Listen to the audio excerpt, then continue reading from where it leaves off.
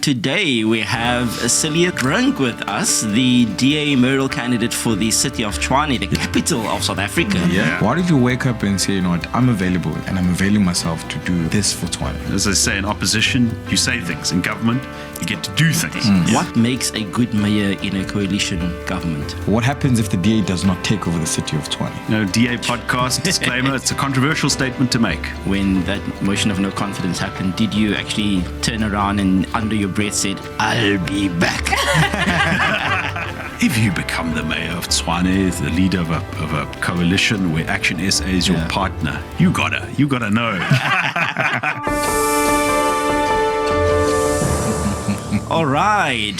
Well, welcome back to the Democratic Alliance podcast. I am Donovan Nelson. I am Kabelo Khobisanqaba. And I'm Bax No Dada. And today we have Cilliers Brink with us, the DA mayoral candidate for the city of Tshwane, the capital of South Africa. Yeah. Cilliers, welcome to the podcast. Thank you so much. It's wonderful to be here on the DA podcast. It's good to have you in Cape Town. Yes. What do you think is, if you had to give Cape Townians some tips for whether, what do you think is the better weather, Pretoria or Cape Town? Well, I can give you an idea. When I left Pretoria this morning, it was like, 15, 16 degrees, which Terrible. I think it was like 8 in Cape Town.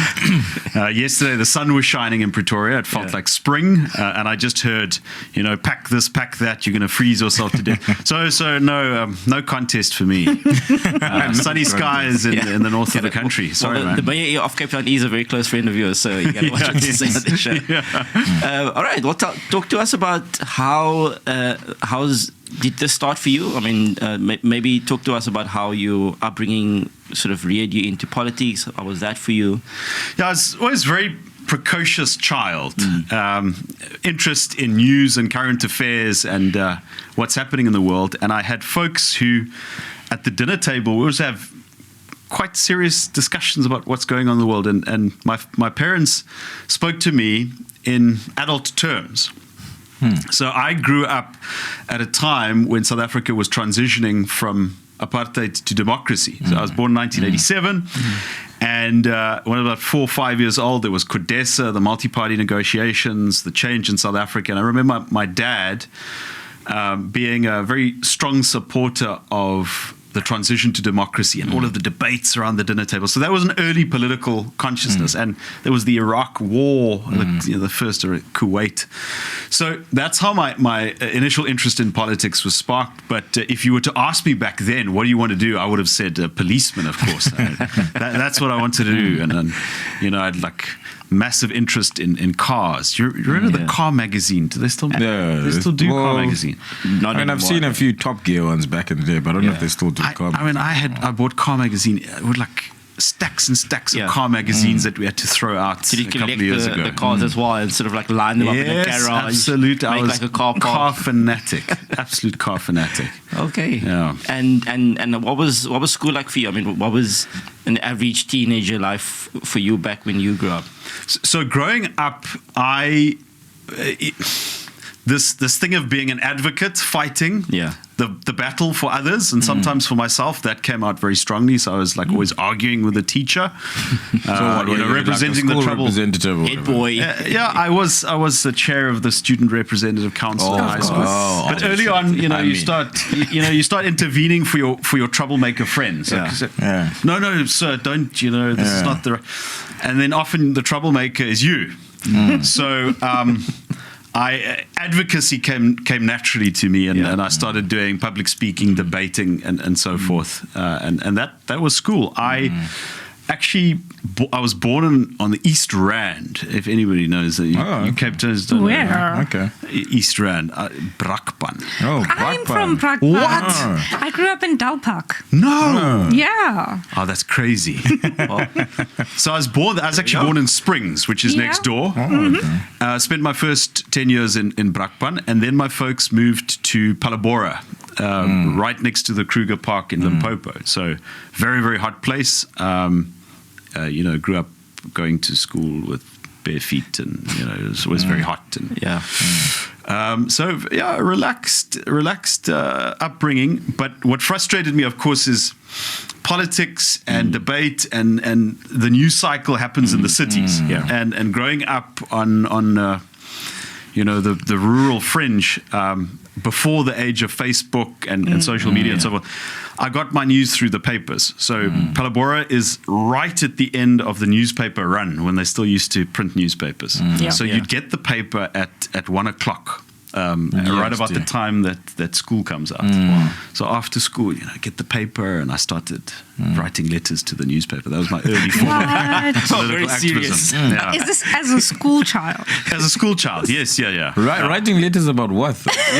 I mean, mostly attacking the DA. I was not, in love with the DA from day number one. It just shows you what type of different child. I mean, I was writing love letters at the time. He's writing to say I'm not in love. Listen, I'm sure there were love letters there somewhere as well. They're just not very memorable looking back now. Hopefully they were not attacking love. But I mean, obviously, you're saying that you were writing these attack, letters on the DA. Then, when did the switch come? It was considered. I mean, how I felt back then is I thought that the DP, which then became the DA, was just too aggressive in its style. You guys remember the Fight Back campaign? Well, I mean, a few of us do. Yeah. But it was a very aggressive, stand against this new ANC majority government, new at that stage.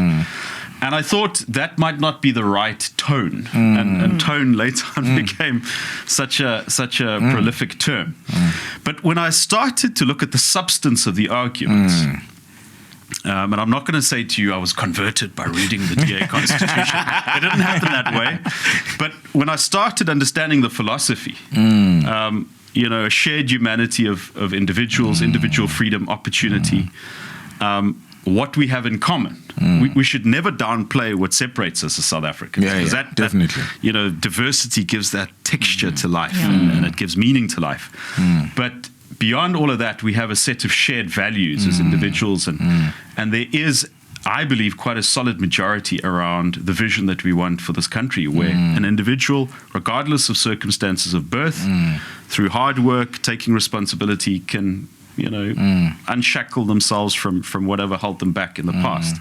So that is the connection I made. And then talk about love letters. My high school girlfriend, she had an uncle who went to university with Tony Leon. Oh, okay. And for my 18th birthday, she arranged for me to meet Tony. So we're like, okay, we're going to go to Joburg. We're going to get on the bus from Palabora. And surprise, there's Tony Leon sitting at the at the dinner table one night. So that was quite an experience. Do you understand how geeky you have to be for someone to introduce you to Tony as a birthday present? Absolutely. I mean, she gave me a couple of options. There were other famous people. I was like, no. Wow. And then when it happened, it was a surprise. Yeah, it's because of those attack leave. But then I won't tell you that I met my wife at a DA table. So I met my wife at a DA table at Tux. So you were destined for this thing. Yeah. It followed you around. But I mean, just drawing back a little bit, obviously that happened, you went and met Tony. Yeah. Do you think that's when your start, beyond the fact that you started reading the reasoning and then started warming up to the DA? I think it happened before then. By the time I met Tony, I was no longer, writing attack letters against the DA. I was like, okay, you've joined. And there was a member of parliament, she's in fact still in parliament, Desiree van der Walt, who recruited me because they saw this name from Palabora writing letters. And like, who is this? Like, is this guy? Political. Like you have social media influencers nowadays that get paid to attack people, and so you had these folks writing letters, and they thought, maybe this is like some political opponent. Some 50-year-old sitting in Pretoria or somewhere. And it was a high school kid. And Desiree discovered this, and she actually got me involved in the DA as a member. You can join at 16, so that's when I joined, and I only met Tony 2 years later.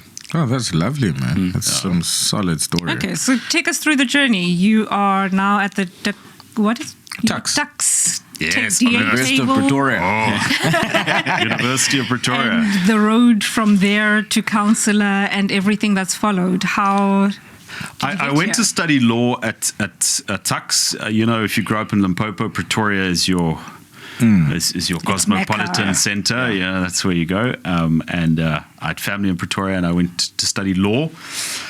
Of course, I had an interest in law, but studying law was mainly to get into politics, because I thought if I study political science, sorry, Max, I don't know. Have you got a political science degree? I do a political science. I knew this. I and an honors degree, but with economics. I knew this. so don't worry. I thought, if I study politics, I was going to be like a lecturer or something, or a commentator. An academic. You don't want to be an academic. Yeah, and you have to pay the bills, You have to pay the bills. And Mandela was a lawyer, and de Klerk was a lawyer. So law is very often a gateway to politics. So I was more of a political student than a law student. But an amazing campus, University of Pretoria, an amazing place. And that's why I started involvement in politics. And I became a councillor in 2011. And that's where my political journey started. Well, and what your time in Parliament, because I think obviously the advantage you had before we get to your mayoralship, but the advantage you had is that you served, I think, on the portfolio that works or deals with local government matters.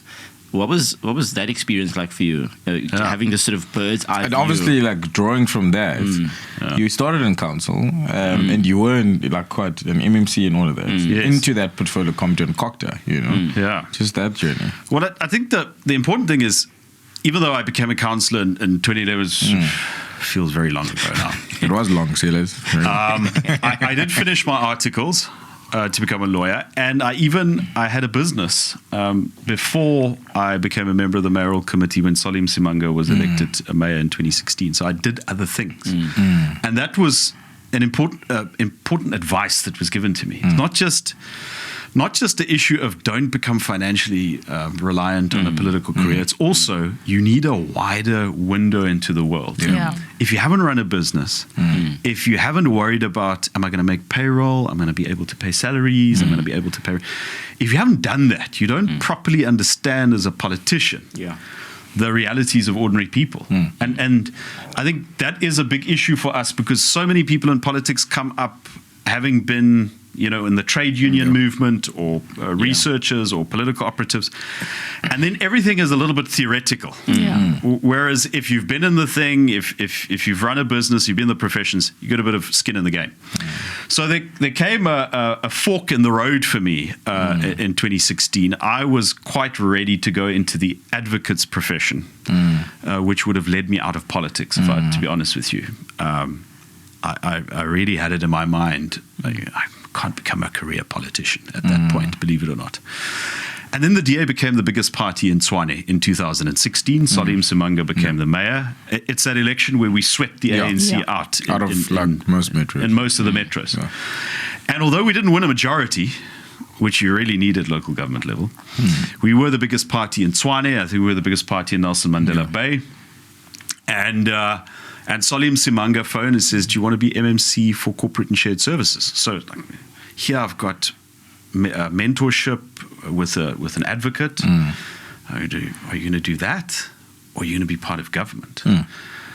Getting to run the corporate and shared services portfolio, which includes legal services. And obviously it's a no-brainer. And that's why I think political careers are very attractive, because they're exciting. I have to be honest with you, it's more exciting being in politics than being in a law office. So that landed me into government the first time. My portfolio was corporate services, legal services, all of the nuts and bolts of government. But it was an intensely stressful time, because the DA was the biggest party in Tshwane, but even with our coalition partners, we didn't have a majority in the council. So without a majority in a council, you can't appoint a city manager, you can't fire a troublesome city manager, you can't pass away. You literally have to negotiate with the ANC and the EFF to get basic things done. And now you're trying to, decader the administration But at the same time, you've got to negotiate with the cadres and with the EFF. It was an absolute disaster. Yeah. So that was a very stressful period of time. And after that, I absolutely decided that it's not worth it to work yourself to death. Yeah. You have to take some time. I then went to Parliament, and that brings us to local government. And the one thing I remember about Parliament is, aside from the place burning down while we were there, Bax, you and I were. Yeah, no, we were there. We were the same here. Yeah. 2019. Yeah, 2019. We arrived at the same time. We had a few months, and then COVID, and then the place burns down. Yeah. But the Middle one, of COVID. the one thing I remember about that time on the Corporate Services Committee, besides Faith Mutambi chairing the meetings and us having we were like having a that committee. must have been exciting, Cilliers. I got along very well with Faith. I mean, this was in her post Zuma state capture. They took all of the RET politicians of the ANC and they made them committee chairs. Yeah. And I had a very good relationship. She never shut me up on the committee, but she was very insistent during COVID. Every day was a committee meeting. Wow. But the one thing I remember from those days is just the terrible state of local government across the country. Mayors appearing before the committee, and then they can hardly articulate themselves. And then somebody says to you, "Well, that's the mayor. She wears the chain, but that's not really the mayor. There's like a political boss who's tugging at her pulling the strings. And places in the northwest where you have two municipal managers appointed by two factions of the council. That's crazy. And this idea of we cannot have this as representatives of the people. This can't be democracy, and no wonder local government is in the state that it is in. So, a lot of local government experience running up to that point where I was elected mayor. So what was the moment that you then decided, well, actually, let me go to Tshwane? I think I have not, gotten enough for my sins. Let me go to Tshwane. When did you take the decision? So that decision was probably taken tacitly as far back as 2016 when I was a member of Solly's team. And it was incredibly important for me to keep the promise that we had made in 2016 to the residents of the capital city, to say we can defeat the ANC, we can remove the cadres from the administration, and we can do better. Unfortunately, because we didn't have a majority, and because of the political instability, and because we were fighting a cadre state that was left there by our predecessors, we simply couldn't achieve the things which we had hoped to after 2016. And that period of instability led to the council in 2020 being placed under administration by the Gauteng government. Before that period of administration, Tshwane had a budget surplus of more than 200 million. After the administration, there was a more than 4 billion rand budget deficit. So if you're talking about Tswane's financial difficulties today, falling behind on the Eskom account, it can be traced back to a large extent to that period in time when the ANC Gauteng government intervened in Tshwane, supposedly to help the city. And what are those timelines? Because some people might not get what was actually happening in Tshwane, because they'll paint a myth and say, well, the DA has been there for 8 years, But there are specific timelines where things were being, getting done properly by the DA. Then there was a takeover by the ANC. Then this thing was thrown back at us. What do those look like? And very important point. Very important point. 2016, Solly becomes the mayor. Our team gets in. 2017, we turn Tswane's deficit into a surplus in 1 year. I'll never forget that business day headlines. Tshwane turns to surplus. And then we start acting against corruption. In particular, a contract by the name of Glad Africa, where the city manager is implicated. Solly takes that report to the municipal council. But remember, we don't have the votes in the council. And that's the funny thing about municipalities. You do disciplinary hearings of the municipal manager by a vote. It's a political process. I mean, you don't do that to DGs in national government. And we simply didn't have the numbers to act against this implicated official and this irregular contract. And now you have a top official, city manager, who's attacking the mayor, and that was incredibly destabilizing. And during the course of 2020, the ANC and the EFF started walking out of council meetings. Now, council needs a quorum, so 50% of your councillors have to be present. At that point, when the ANC and the EFF walked out, council lost its quorum. This happened 3 or 4 times, and that gave the pretext to the then ANC Gauteng government to say, no, Tshwane is chaotic. We now need to intervene. This happens at the very same time that lockdown comes. So about March 2020. And we can't move. The Constitution says once a council is dissolved and put under provincial administration, you have to have an election within 90 days. But you can't have an election in 90 days. The country's under lockdown. So 90 days ends up being 7 months. And the DA only manages to remove those provincial administrators from the ANC after that period with a constitutional court judgment. And immediately then, obviously, whoever governs the city was in the back foot because a lot of damage had been done. And that led to Randall Williams becoming the mayor of Tshwane. And unfortunately, there was just a very, very unfortunate series of events and continued instability after that period. And a very long-winded way to get. So I said it was important for me to keep our promise. And at a critical time, the opportunity arose to fill a vacancy for mayor of Tshwane. It was after the city had obtained quite a disappointing audit result. And I said to myself, am I going to sit in parliament and debate things and write statements and work on the theory while there's an actual opportunity in government to make a difference, to actually, as I say, in opposition, you say things. In government, you get to do things. And to me, it was about keeping that promise, and I have absolutely no regrets. Wow. That's just powerful.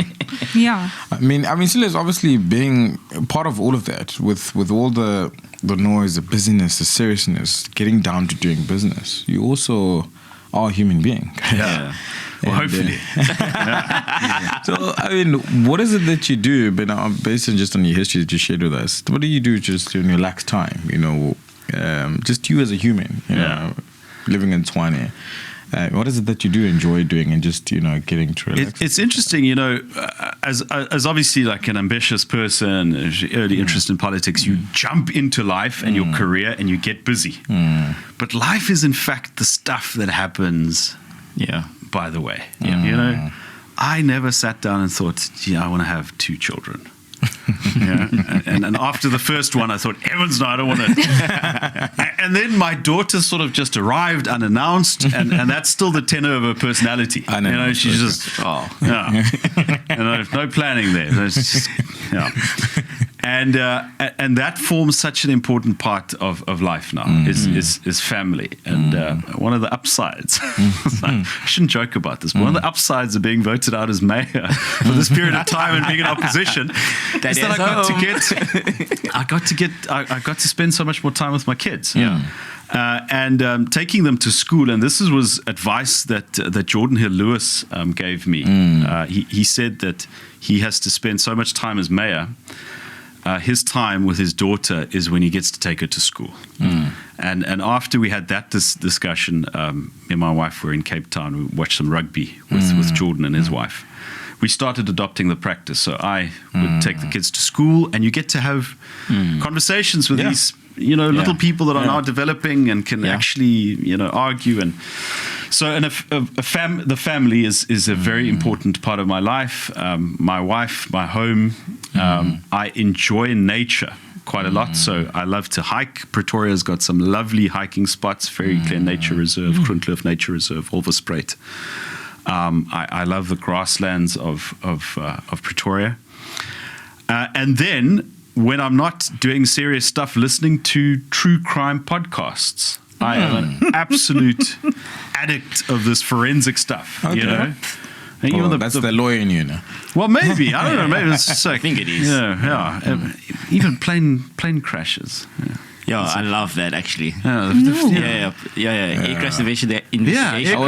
I was actually watching the Hildeberg series. Yeah. That was actually a very interesting one because I thought there was never a plane that ever crashed in South Africa, and when I go back, I'm like, oh, the Hildeberg actually. crashed, you know? Well, it crashed in Mauritius. I know it wasn't here, but it was It was an SAA flight. It was an SAA flight, and all of the drama around that. And, Guys, as public reps, we fly a lot. Why would you?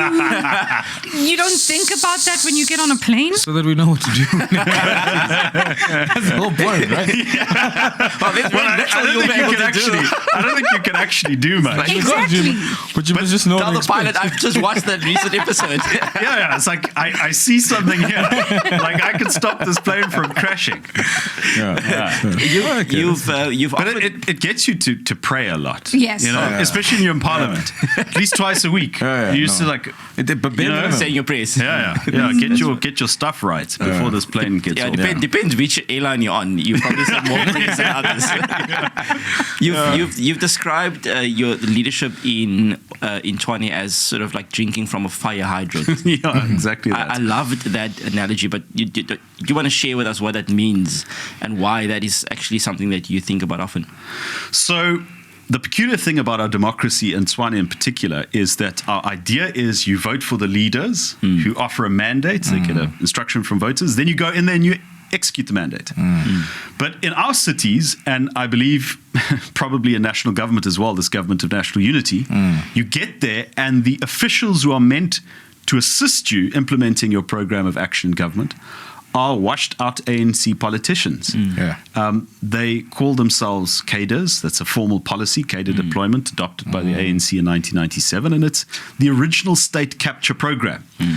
So that even if the ANC loses an election, which it tends to do quite often these days, they have control over the levers of power. And it's not as if there's this conspiracy of officials that, want to undermine you. It's just more broader. Many of the civil servants don't understand the DA's philosophy. They don't understand anything but the ANC's way of doing it. And it's almost like, can we adapt this a little bit for you? And it's not about adapting. It has to be a wholesale change. If we don't stop corruption, if we don't stop irregular expenditure, the circumstances for people are not going to improve. Water is going to get worse. Electricity outage is going to get worse. So that is the maelstrom that you step into. But luckily, by the time I understood a little bit of this. I had a bit of background. And the other thing that I was incredibly fortunate to have was a very strong, diverse team on my mayoral committee.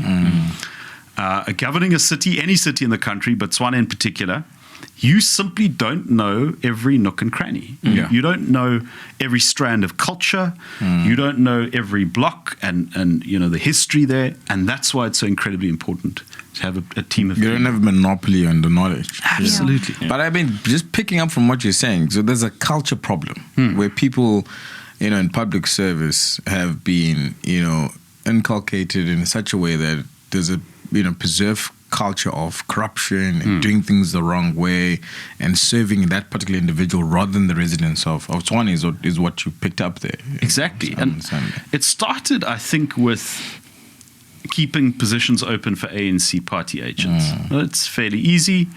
And then you start denying promotion to those outside of the ANC tent. And then the third phase is that competent professionals, young people, no longer apply for jobs in government. It's like, I'm an engineer, I'm an attorney, I'm an accountant, I'm a planner. Working for municipality is a political thing. It will be career death to me. So the third order consequence is that you deter the people with skills, knowledge, integrity from actually taking up positions in government. And that is an incredibly difficult thing to fix. So many young engineers in particular who can help us solve problems of leaking sewers and of a broken wastewater treatment system. Underground infrastructure. Instead of being at the cutting edge working with government, either as officials or service providers, because that's the other thing. fewer and fewer good people want to do business with government. Yeah. Like, oh, no, I'm going to pay a bribe there. Yeah. And so, Bax, that's essentially the bigger problem that we have to contend with. But at the same time, I want to say I have met some incredible people working for government. Many of them who would not vote for the DA, but who have insisted on an identity of being a professional person. Say, I will serve whatever government, and maybe the fact that the ANC is imploding helps with a bit of forward thinking. You know, even if you might have started out as a cadre in your career, but this country is not going to be governed just by the ANC in future, and so we've got to look at actually solving people's problems. That's the legitimacy crisis of our democracy. Democracy has to be effective. Something has to happen when there's a change at the ballot box. Yeah. So Cilliers, I just want to check. Eventually, we're going to have to get to what you want to do in the next term. But I think the place to start actually with your first run in office, given the challenges you've outlined, especially the cadres trying to stop you at every point, can you just reflect on where did you have to actually start trying to get this thing right? What were your priorities? And like, what was the things that got interrupted by the unnecessary ousting, if you will? Yeah. So there's a funny story. We had a DA Congress. Remember the DA Congress in 2023? It was 2023. Yeah, 23. Gallagher Estate, Moonshot Pact, and so on. That weekend, and then shortly after it was Easter. And on Easter Sunday, 2023, I wake up and there's no cell phone signal and the electricity is off and I don't know what's going on. And eventually I found out that someone had destroyed these massive power pylons that run across the N4 highway that connects the city to one of its major sources of electricity. Feeding like half of the city. And this is my first few days as mayor. It's like half of the electricity supply of the city has been cut off. Yes, you know, I'm like, what now? So that was like, welcome to the job, you know. If you thought this was going to be an easy ride. Baptism of fire. But more seriously, we got the electricity restored fairly soon. But I knew that the Hammanskraal water crisis had been a taint on the reputation of several governments in Tshwane. The fact that Hammanskraal communities, despite earlier warnings going back as far as 2004, when the master plan said that Rooiwal wastewater treatment plant has to be upgraded, it never was. And as the city grew, as the strain increased on the infrastructure, the quality of the water became worse and worse. And there were some serious attempts to fix that, but with the political instability, those attempts were in fact stalled. So one of the first meetings I attended, or these seminars, I attended a sanitation workshop in Cape Town with City Manager Johan Metler. And I said, I learned that the Minister of Water at that stage, now the Minister of Police, former, whatever the president feels he was. But it was altogether less controversial back then. I learned that the Minister of Water at that stage was going to be at the sanitation workshop, and I said to Metler, we have to meet the Minister. We have to resolve the issue of Rooiwal. This thing of local government and national government blaming each other for whose fault it is has to end. People in Hammanskraal and around Rooiwal do not care if it's a national government competency or it's a local competency. They want the problem resolved, and to his great credit, the minister at that stage said to me, okay, in 2 weeks, or the next 2 weeks, we're going to form a task team. We're going to look at what do we do with Rooiwal. If to share resources, bring in the private sector, whatever it is. And a few days later, in my first state of the city, I couldn't make this announcement. I've met with the minister, we've taken hands. And that weekend, that Sunday, there was an outbreak of cholera in Tshwane. It was terrible medieval disease. And it was, you know, I suppose that crisis could have scuppered all of our efforts to fix this water problem, but it had the opposite effect. It brought urgency. Yeah. It said people have now lost their lives. And even though we couldn't trace the outbreak of cholera back to the city's water systems, the point is, if folks don't trust the water in their taps, all of those details mean very little. And over the years, you had this system of exploitative water tankers, folks charging the city $70 million a year just to run water tankers, and then still charging some of them. Charging residents, that kind of exploitative practice. And we all know that there are links between ANC ward councillors and this water tankering business. Yeah, it's water mafias. It's a water mafia. That's literally what it is. Like, the dynamics of the business depends on who controls the streets, who controls the ground. Same with waste collection. Another classic, massive ANC business. But we ended up devising a solution to this decades-long water crisis in Hammanskraal. We couldn't have done it without national government. We couldn't have done it without that minister at that time. Magalies Water, which is a national government entity, put about 300 million rand into a package plant, which has now been constructed at Klipdrift, which is on a different river system. You get the Pienaars River, and then you get the Arpies River. The Arpies River is polluted by Rooiwal. So this package plant, a modular treatment plant, has the promise of delivering clean water to the taps of the people of Hammanskraal after years and years and years. The first phase was launched, but unfortunately, this is now the point where political instability once again. When Action SA, who used to be a DA partner, switched their support to the ANC, one of the consequences is that Hammanskraal Clean Water project was delayed. Can you explain a little bit why it got delayed? So it's contentious, but here's my perspective. I think Action SA had planned to swoop in after the groundwork was done and take the credit. Of course, it's subsequently gone belly up, so that didn't quite work out. I can't figure out what went wrong, because you had laid the groundwork for this. What's gone wrong? Got the plan, just implement. So let's start with Action SA, and then you will say, they did very poorly in the 2024 general election. They missed the GNU bus, for good or bad. That decision they made. Mashaba still had his voice playing in his head. I'll never work with the ANC under any of that. He still had that on repeat. On repeat. And I think they blamed the DA and the Moonshot Pact for their terrible election outcome. In Tshwane, their support was like cut in half. And I can tell them why it happened, because they don't have anything distinct to offer. And Mashaba was overseas for most of the election campaign. Come on, like what do you expect to happen with your chances? So they did badly.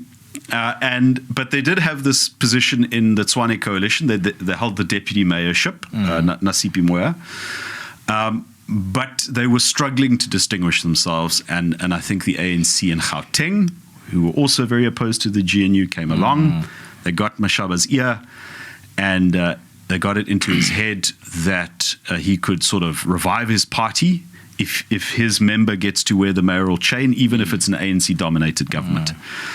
And at that point, Tshwane had improved finances. In 2023, we had the best improvement on financial sustainability of all the metros in the country. Better audit outcome. New senior management team. Action against the Rooiwal 5 officials implicated in awarding that irregular tender to Edwin Sodi and his associates, also related to Rooiwal. So you were on the cusp of, I wouldn't say mission accomplished at all, but you're on the cusp of a stable platform from which to deliver. And I think what Action SA and Mashaba and Moya saw was, we'll just cut the ribbons. Yes. But that's not how government works. I remember my colleague Temba Fosi, he's a member of the mayoral committee for utility services. He's now the spokesperson in opposition. He used to be at Rooiwal almost every week, checking up that the work gets done. And that's how you run an effective government in times of crisis. You are there, you wheelbarrow, you push people. And I think that the new folks, as you suggest, thought this is a ribbon-cutting exercise. And now, although the first phase has finally been launched, there are 4 other phases. The whole thing should have been done by now. The city could have saved tens of millions in the watering, tankering, and you know, we could have had a situation where trust is restored. But that's what you get with political games, and why it is so incredibly important to know what you vote for. Yeah. When you go and vote.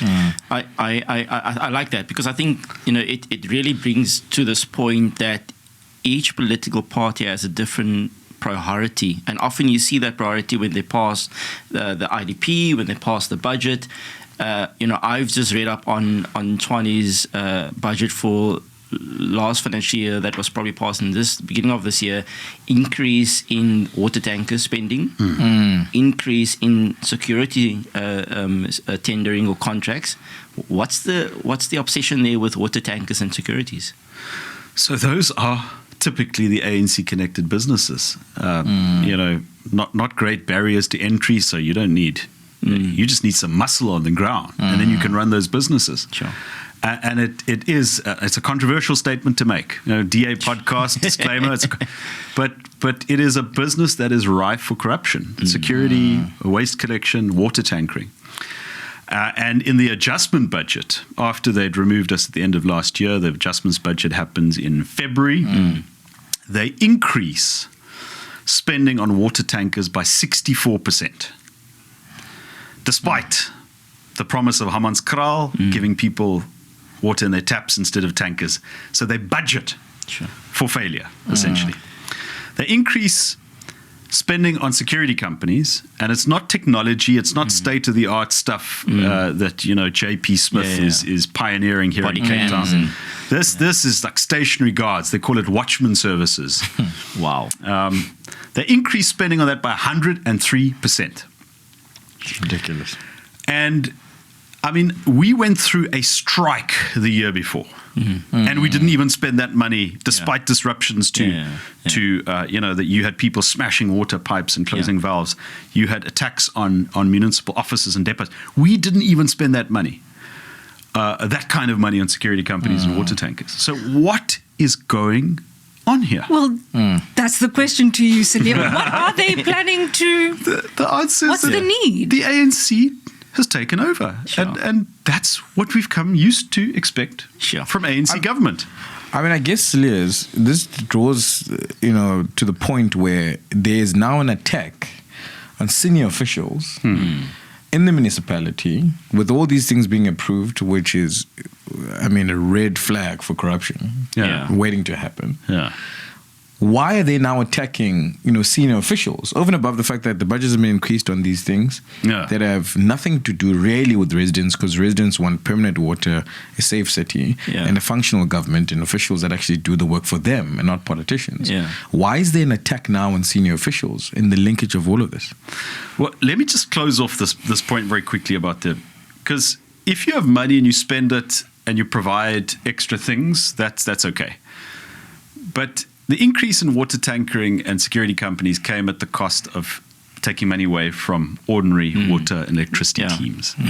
And so, MoneyWeb has reported that the city of Tshwane, since the beginning of this year, has had more power outages than when Eskom load shedding was still in place. Yes. Wow. That is the effect of bad policy and budget decisions. But now to the point of the attack on senior officials. So how councils work: politicians get elected in the form of a mayor, a city council, on a mandate, a promise to the people, a set of policies. But then you need the assistance of the professional bureaucrats, the civil service, the municipal administration, to help you build a service delivery machine. It's not the mayor that fixes the streetlights, cuts the grass, although sometimes we do it, you know, join the teams and fill the potholes. But you actually need a machine to deliver that runs in terms of the instruction that the politicians got from. And the DA recruited, well, I'm saying the DA, but it's us and our coalition partners, recruited a guy by the name of Johan Metler. And Bax, you would know him. Eastern Cape. Yeah, from Nelson Mandela Bay. Yeah, he was municipal manager of Nelson Mandela Bay, actually brought in by an ANC minister at that stage, Pravin Gordhan, who was Minister of Local Government, as part of a rescue mission in Nelson Mandela Bay. And then when Athol Trollip, ironically, became the mayor of the Bay, they appointed Metler, and then Trollip was removed, just like I was removed. Yes, and then they chased him away. And the ANC, EFF, and UDM at that stage, Coalition of Corruption, went after Metler. And it's all written up beautifully in this book called How to Steal a City. Yeah, How to Steal a City. And Metler is one of the good guys from that book. So we got it that he was recruited as city manager for Tshwane, Mr. Fix-It, Mr. Rescue. And he brought in a senior management team. And one of the first things that Metler had to act on was a report into Rooiwal, and a tender that had been awarded to the ANC benefactor Edwin Sodi and his company called Blackhead Consulting for the upgrade of Rooiwal. The forensic report said Sodi and his associates should never have received that tender. They didn't have the construction industry grading. They simply didn't have the qualifications. And lo and behold, they couldn't finish the project. They walked off. That delayed progress at Rooiwal and getting clean water to the people of Hammanskraal by months. Sure. And Metler took the steps against the implicated officials, including the head of supply chain management, the head of tenders for Tshwane. 5 senior officials, the Sowetan, in a famous heading, called them Sodi's blessers. And I'm sure he blessed more people, but they were on suspension, a whole long dragged out process, and eventually Metler made the decision, we're going to suspend them, go to the Labour Court and have them fired. And that's where we are at the moment.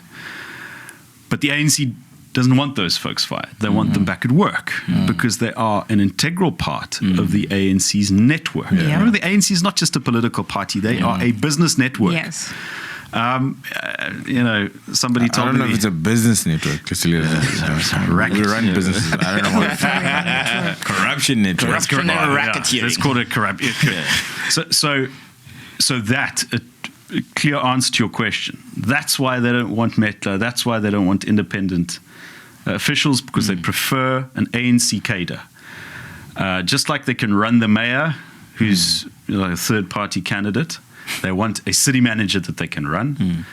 And Metler is not in that game. So for us as an opposition, it's become incredibly important. Not that Metler is politically affiliated, but we as Tshwane have suffered so much under incompetent management. Now that we finally have a serious person of integrity leading the administration, we must show others, we must show young people that there are political leaders who, if the corrupt go after you, are willing to stand up for you. So, I mean, surely if there's a young person listening to this podcast that lives in Tshwane and listening to all the context that you've just given, well,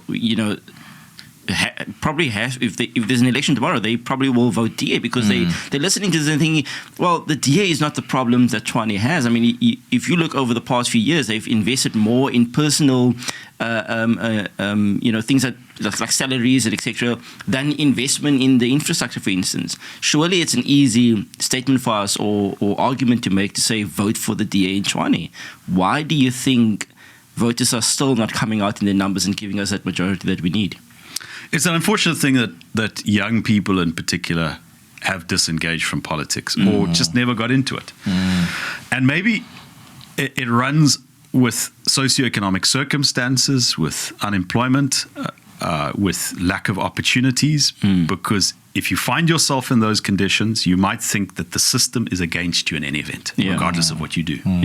And you've got other pressing priorities, like getting bread on the table, paying for your kids' school and so forth. And I think that's the bigger context in which youth disengagement happens in politics. But I am optimistic that we can convey that message. And ultimately, it's the people that do get to the ballot box that decide. That's an important thing in politics. We can bemoan everyone that doesn't show up. But the most powerful argument to get people there is say, if you vote, you get to decide the stakes of how power is divided. You get to decide how this place is governed. And the important message to those young people is that there is a future. There is hope for South Africa. We have been let down. We have been disappointed. But never buy into this idea that it's all over and that everything is just going to hell. It's not true. Our country has been through a lot. If you read history, if you know, we were at a precipice of civil war, this country. And we overcame that. And even though the politicians have been disappointing, there are people of integrity who are fighting for a future for young people to make sure that there are the opportunities and the jobs. But it starts with stuff like fixing infrastructure. Talk about infrastructure. It doesn't sound sexy. Yeah. But if you don't have water, if you don't have electricity, if you don't have the roads, you're not going to get the investments. You're not going to build the confidence. And that is why we need to be involved in this political process. So, Cilliers, I have a question on that. Just looking at where our message is resonating and where it's not. By sheer coincidence, 2 nights ago, I happened to be having a conversation with someone in Midrand who was parroting the line, which I see Action SA is driving all over social media. That which is the only place they seem to exist. Yes, right? precisely. They would win the social media election. You're not wrong. 100%. Imagine Mashaba's social influencer bill at the end of the month. Honestly. Thousands of rands. On a serious note, so one of the things that they were reflecting is the sentiment that the DA only is outstanding in Tshwane for white communities. And of course, I don't agree with the sentiment, and I don't even think it is reflective of reality, but there's something about it that is catching on with people on the street. So you say you're confident that we can get our message through. How do we do that? How would you be answering the person I was on the phone to convince them that this is not true? In fact, these are the facts. This is the reality. But before you even get to the facts, you have to understand the political context. Yeah. We are a non-racial party. We see a non-racial future. We believe in this human solidarity. However, South Africa does have a history. It's got a divided history. And race politics is still a powerful mobilizing point. The same things that people say about Tshwane, they say about Cape Town.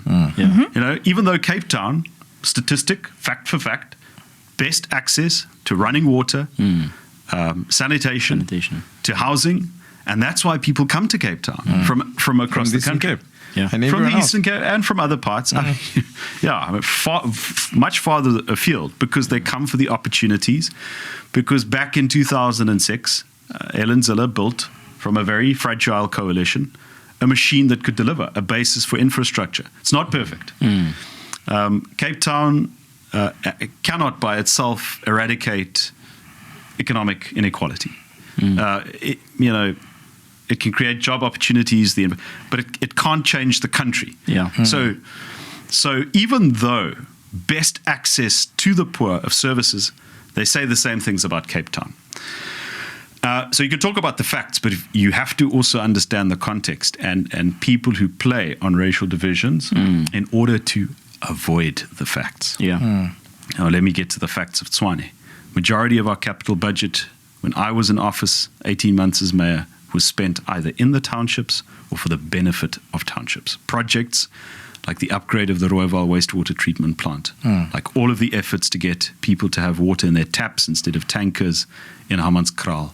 A project to stabilize what we call the IA substation in Shoshanguve, because folks in Shoshanguve experience tremendous power outages, constant power outages. One of our key projects to stabilize power supply. The Townlands social housing development, one of the biggest in the country. We completed that project. Hundreds of households. Many of the folks there who used to live in informal settlements now have a place at a safe, well-built, well-maintained facility in the inner city, close to places of work, close to schools.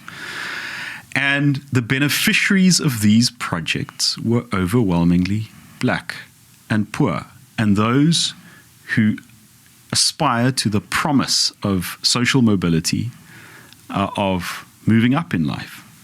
That is what we as the DA are about. If we don't do that, we are nothing. We're not living up to our brand and our promise. What I can tell you is that unless Tshwane's finances improves, unfortunately, service delivery will not improve. Because the way that you improve services, including to the poor, is by spending a whole lot of capital and making sure you get value for your money. Yeah. So if you're not collecting the money due to you, if you're not managing your affairs, your capital budget becomes smaller and smaller, and then you can't maintain stuff. You can't maintain the Rooiwal wastewater treatment plant. You can't maintain your substations. You can't replace the cable that gets stolen. You can't refurbish the roads. So good management is not an elitist thing for wealthy people in the suburbs. Yeah. In fact, the wealthiest people have the means to protect themselves against a failing state. Yeah. Security-wise, Yeah. services-wise, Yeah. It's unfair that you have to do that, but folks who've got means can do that. They do it. Yeah. It is the poor who depend on government maintaining the schools, the roads, the sewage system. They depend on good management. And that's why when these ANC politicians,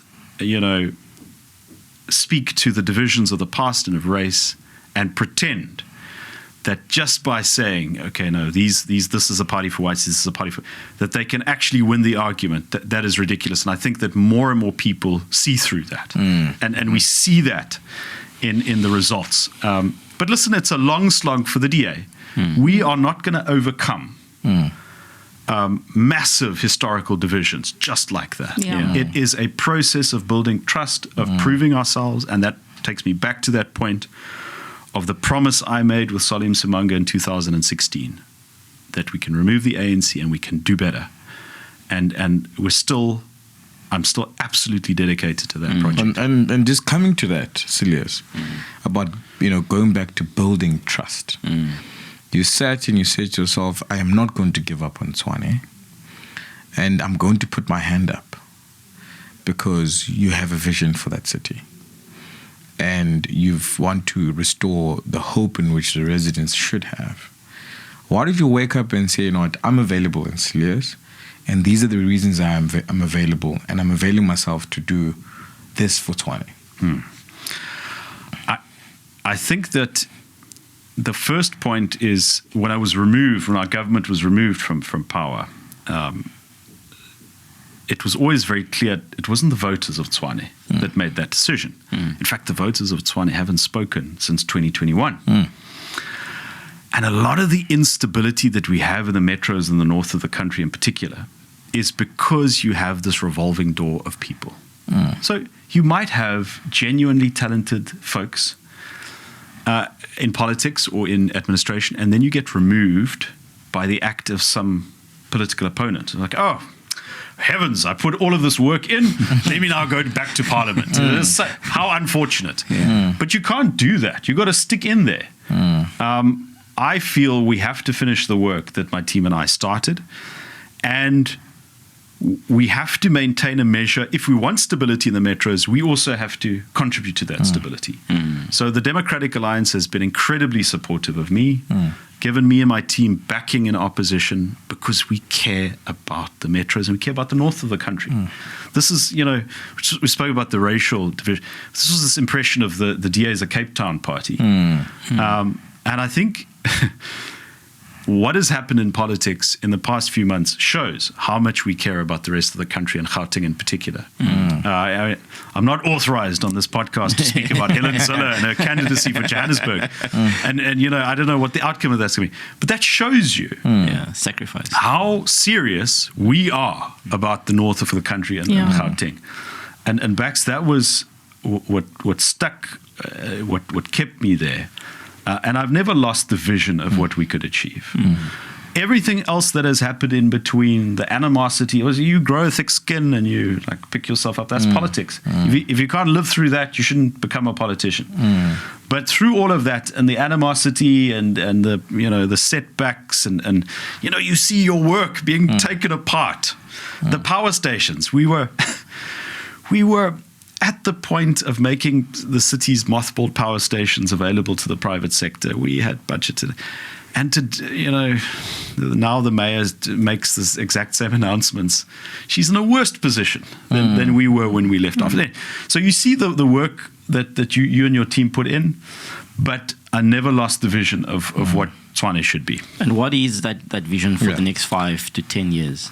We have to eliminate corruption. We've got to finish what we started with the Rooiwal 5, because that will induce and inculcate a culture change in the organization. And that is at the essence of turning around an institution. We have to improve the city's financial position so we can invest in infrastructure. Listen to any serious person who knows about local government. Listen to what Jordan Hill-Lewis is doing in Cape Town. It's all about infrastructure investment. And you have to make sure that you get value for money for the roads that you build, for the substations, for the wastewater treatment plants. Together with that, I would love for us to finish the Hammanskraal Clean Water Project and eliminate dependence on those water tankers once and for all. Put that 60, 70 million rand into pipes, into infrastructure for those communities.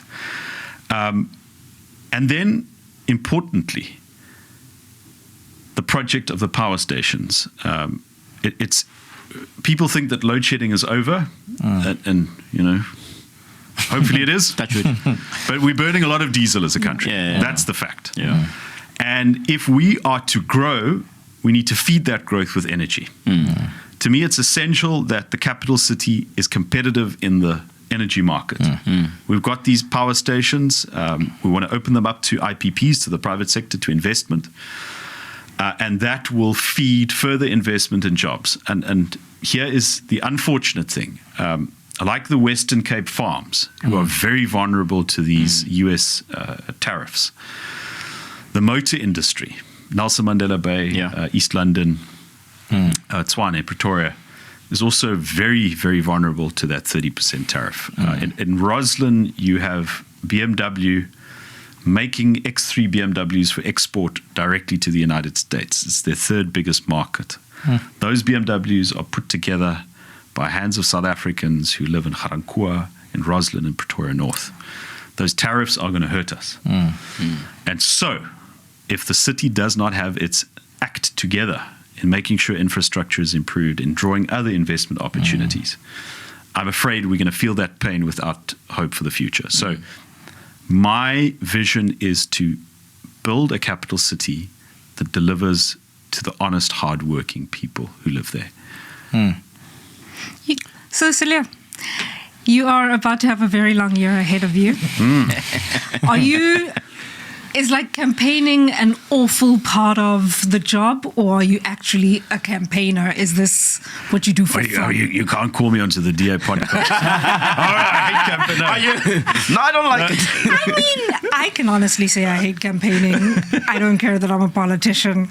No, I enjoy it. And honestly,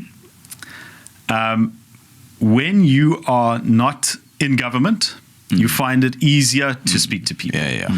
Because, and this is the downside that the ANC and their partners will realize in Tshwane. They're about to find out. You know, when you're the incumbent, you are responsible for everything and everyone wants to talk to you with demands. Whereas if you're a candidate for office, you can sit down and have a decent conversation. Okay, what can we actually do?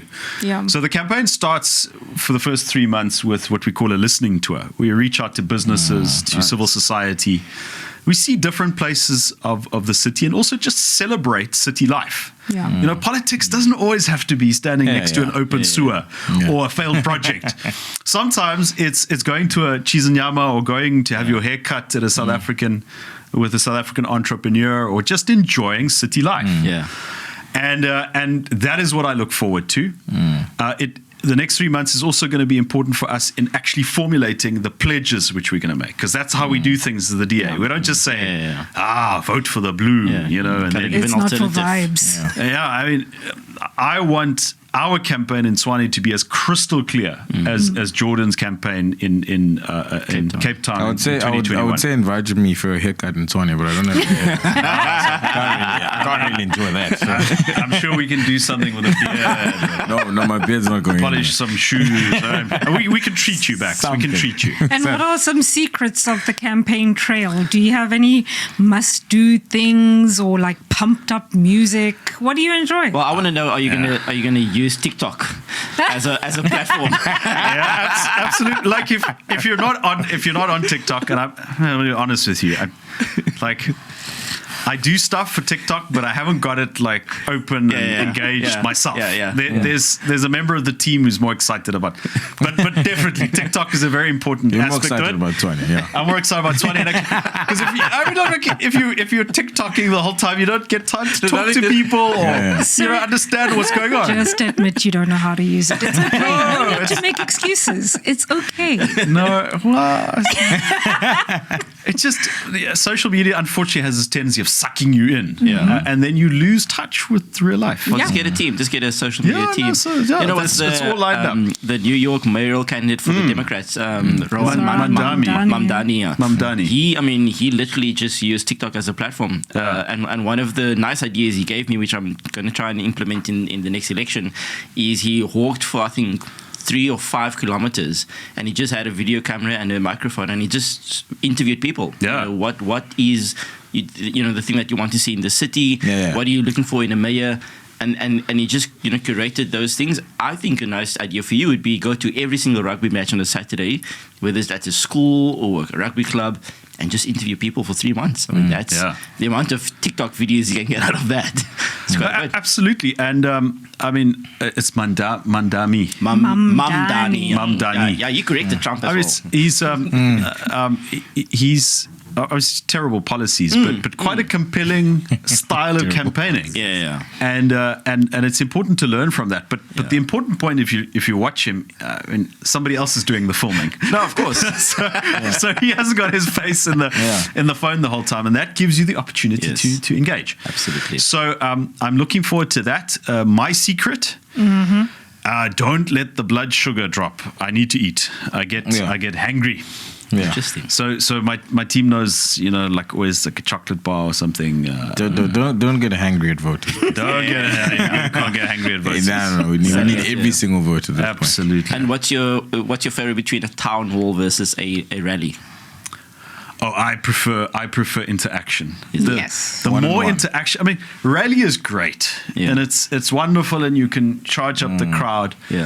But at a rally, you speak to people already convinced.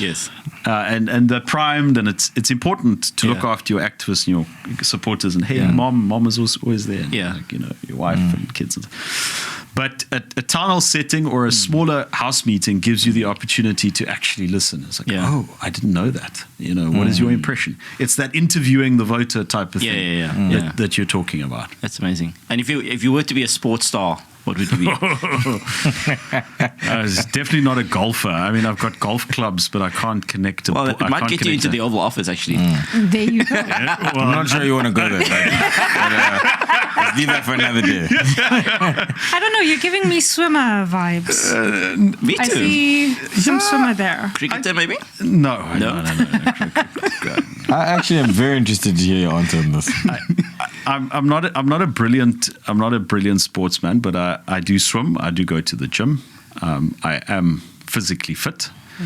The more days I've spent outside of the mayor's office, the more time I obviously get to exercise. But I suppose in temperament and in all of these things, probably rugby. That would be the closest. You get knocked down and you get tackled, and you gotta. You got to have your wits about you, and sometimes you lose a. Do you have a favorite rugby team at the moment? Blue Bulls. Blue Bulls. Obviously, it's Tshwane. Favorite rugby player? Come on. I quite that like. That was a test. Just in case it said Stormers or something like that. Well, that would have been the end of my political career in Tshwane. I quite like Chamberlain. Blue Bulls player Chamberlain. Okay, I was going to pretend like I know rugby, but I have no idea who that is. Right, so we'll send you a. We'll send you. You got to invite her to one of the games. Yes. We'll get you to Loftus. We'll get you to Loftus. Or maybe totally just go search Chamberlain on TikTok or something. I'm sure there's a video somewhere. Or I could just go with Cilliers. We'll invite you to Loftus. Please don't take away my free ticket. You're agnostic now, so like we take you to Loftus, you'll end up wearing the light blue. Indeed. So I wanted to just come back to one thing, which is coalition politics. So you're running for mayor now, very certain that we probably have a coalition. We're hoping that the DA is the majority party in that coalition to reduce the parties perhaps to 2 to 3 parties. So I think also creates a little bit of stability in decision making. the future of coalition politics and local government is something that I often think about quite a lot as a ward councillor myself. I think we, have a pool of leaders in our country in politics that are really making it difficult for municipalities to work well. I often heard from your team when you were the mayor that you invited opposition councillors and leaders to actually come and engage with you, speak to you about issues and concerns that they have. What makes a good mayor in a coalition government? Heavy question. The important point is to know what you believe in, to have your own program of action, your own core convictions, and what the city needs. Because if you don't have that, you're going to end up making compromises that lead you to fail. Whereas if you know your mind, if you know your mandate, if you understand what needs to be done, water, electricity, finances, personnel, then you can also make compromises. Okay, I can make this policy concession to a coalition partner, or I can grant this to an opposition party because I know that it will either complement the program or at the very least it won't untangle things. So that is incredibly important. And inside a coalition, there has to be broad ideological coherence. That's why a DA-EFF coalition won't work. It's like oil and water, and it doesn't. There's no. If you spend most of your time fighting about, should this person be appointed in this position? Who should this tender go to? No, then you're not going to change things. Then you're just going to frustrate the voters and lead, cause more disappointment. And the third important point is you must have people of integrity locally. And that's one of the first things that Helen Ziller told me when I assumed the position. She said, now you're the mayor, you take responsibility for the coalition. No more these constant meetings with national leaders of the party. You sort it out there. And in fact, very interestingly, Helen was one of the first people to tell me, try and, build a strong relationship with parties like Action SA, with Nasipi Moya. Assume the best, bring them closer, which is counterintuitive of this image everyone has of Helen. Exactly. And I really took that to heart. So you have to go in there with good faith, but backed up by, I'm actually working with a group of people who broadly share my worldview. Because if at the heart of government there's constantly fighting over every little thing, then government doesn't move. And did it make the municipal worker strike easier to have that? Or harder, I'm wondering. That's one of the things that you had to kind of fight. That was deal with. That was a tough. Here's the interesting thing about this strike and about us saying no to salary increases for councillors and staff, by the way. It's not just staff. That decision was made by the council, not the mayor. And the ANC voted for that. The ANC voted for the budget and the motion to forego the salary increases. It's only later when they fell out with SAMU and they had to, explain where this comes from. Because they saw the figures. They knew that the city didn't have the money to pay those increases. There was a solid case. And their councillors actually voted for it. Action SA voted for it. But of course, your conviction is tested when the workers then come into the streets and block the road and start protest. That's when you see the difference between those who actually believe and can carry things through and the ones who are just there for the show. And that was incredibly difficult, but I had that council mandate supported by the opposition. And I could explain to union leaders, and many of them I built strong relations with in a very difficult period of time. I could explain to them, there are municipalities in the Free State who didn't apply for exemptions to salary increases. They were happy to grant the increases on paper. And then a few months later, those municipalities couldn't make payroll. So they agreed to pay increases, but the effect of that was they couldn't make payroll. They couldn't pay people on time. And the other thing those municipalities did is they dipped into workers' pension funds to fund operational expenditure. Tshwane did not do that. We made the difficult decision not to pay increases in that 1 year. Subsequently, and by the way, when the ANC coalition took over, they didn't agree to pay increases. They went through with a case, and the city won the case at the Labour Court, and the judge said, "This is terrible. Nobody should be in the circumstances." But quite frankly, many people in the private sector often are in those circumstances. And I think that decision was important, not just to show steel in the face of violence and criminality. It was not a majority of the workforce who participated in that strike. In fact, a lot of our mission was to protect workers who wanted to work. But it was an important principle for the rule of law, standing up against criminality, but also that 600 million rand saving. So remember, it's 600 million rand in the first year, but that compounds then. That saving enabled the city to reach a favorable payment arrangement with Eskom. And so for a number of reasons, it was worth the pain. But listen, I can tell you, no mayor wants to be, in the midst of a strike with your workforce. I mean, Cilliers, you spoke quite in depth about what you want to fix in the city of Tshwane. Spoke about infrastructure, spoke about water, electricity, roads, fighting corruption, making sure that the city is safe. What are the stakes if you don't get elected? What happens if the DA does not take over the city of Tshwane? What is going to happen to that city? And I just want to hear from you, what is at stake if that doesn't happen, and why it's so important for us to make sure that it does happen? So if you look at the ANC model in the metros at the moment in Gauteng, they don't have confidence in their own leadership. They simply don't have the caliber of leadership that inspire trust and have competence. And so they're almost a little bit shy. They stand back. In Tshwane, for example, you have the regional secretary of the ANC, George Machila, somebody who's got business interest in waste removal contracts. He's not in council, so it's not technically that he's breaking the rules, but he uses his political muscle. You have the deputy mayor, Bonzo Modise, who I mentioned the increase in spending on security companies by 103%. One of those companies actually belonged to Modise. And he still hasn't produced evidence that he declared his interest or that he has divested his interest. So clearly the ANC sees an opportunity to get back into power, to get their hands on the patronage, to start off where they had left off with the CADA network. But they also understand that even traditional ANC supporters are tired of them. They don't want to see these faces. They don't want to see the Machilas. They don't want to see the Modises. They don't want to see the offering of essentially that thug politics. And so they stand back and they let third parties take the mayoral position. They did it in Johannesburg with Kwamanda. They're doing it in Tshwane with Moya. And they make the decisions in the background, but there's another mayoral face. The problem with that is it is a recipe not just for corruption, state capture, the old stuff that we're trying to defeat. It's also confusing because now you don't know exactly who's accountable and what direction do we take.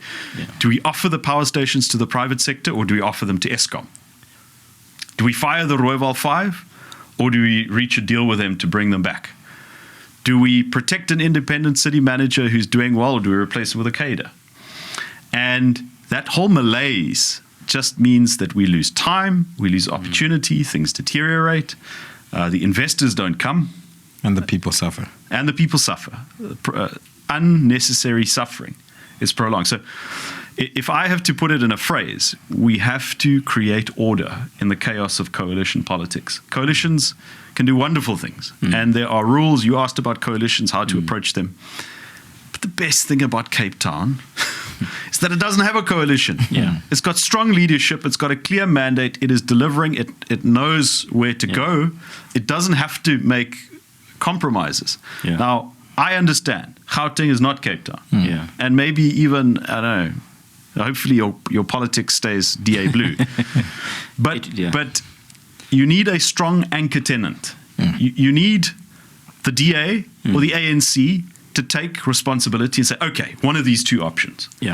All of these small parties in between confuse things. You vote for a party that says, we'll never work with the ANC under any circumstances, and then a year later, they deliver the ANC back to government. Yeah. So the implications are very, very important to consider for voters.